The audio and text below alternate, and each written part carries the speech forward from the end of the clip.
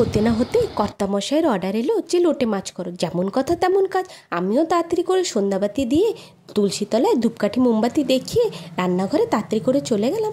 চলে গিয়ে লোটে মাছগুলো ধুতে দিয়ে দিলাম। একপাশে কড়াইতে তেল বসিয়ে আলুগুলো ভেজে নিলাম। ওই তেলের মধ্যে পেঁয়াজ আর তেজপাতাও ভেজে নিলাম। মিক্সিতে করে রাখা আদা রসুনের পেস্ট দিয়ে একটু নাড়াচাড়া করে নিলাম। করে ভালো করে একটু মশলাটা হতে দিলাম। ওর মধ্যে একে একে করে জিরের গুঁড়ো, ধনের গুঁড়ো, লঙ্কার গুঁড়ো, হলুদের গুঁড়ো সব দিয়ে একটু মশলাটা ভালো করে কষিয়ে নিয়ে আলুগুলো ওই মশলার মধ্যে দিয়ে দিলাম। আলুগুলো ভালো করে কষাতে কষাতে বাবা ভুলেই গেছি যে লবণ দিতে। তাড়াতাড়ি করে একটু লবণ দিয়ে নিলাম। লবণ দিয়ে ভালো করে নেড়ে চেড়ে নিয়ে মিক্সি ধোয়া জলটা কড়াইয়ের মধ্যে দিয়ে দিলাম।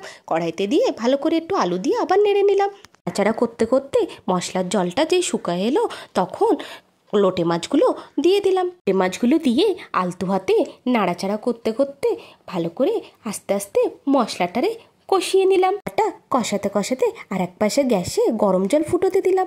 ওই গরম জল লোটে মাছের মধ্যে ঢেলে দিলাম। তারপরে ঝোলটা যে ফুটে এলো তখন ওই ঝোলের মধ্যে একটু গরম মশলা দিয়ে দিলাম। গরম মশলা দিয়ে অল্প ফুটিয়ে নিয়ে গ্যাসটা নিভিয়ে দিয়ে থালার মধ্যে মাছগুলোরে ঢেলে নিলাম। মাছগুলো ঢেলে ওপর দিয়ে কাসুরি মেথি দিয়ে সবাইরে পরিবেশন করলাম। সবাই তো খেয়ে বললো ভালো হয়েছে। এবার তোমরাই বলো ভিডিওটা তোমাদের কেমন লেগেছে। ভিডিওটা যদি ভালো লেগে থাকে তাহলে লাইক সাবস্ক্রাইব অবশ্যই করে দিও।